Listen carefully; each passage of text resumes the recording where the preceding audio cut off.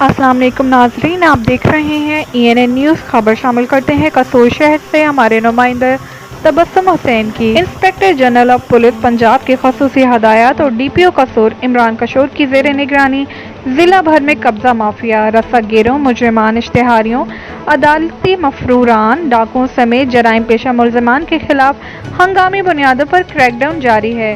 Police کا مجرمان، اشتہاریوں، عدالتی مفروران، ڈاکوؤں، قبضہ مافیا، بدماشوں سمیت جرائم پیشہ ملزمان کے خلاف کریک ڈاؤن جاری۔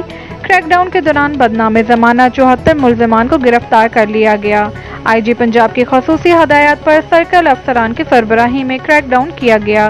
کریک ڈاؤن میں 29 خطرناک مجرم، اشتہاری، 22 عدالتی مفروران، 20 ڈاکو، 2 قبضہ مافیا کے ارکان اور 1 بدماش شامل ہے۔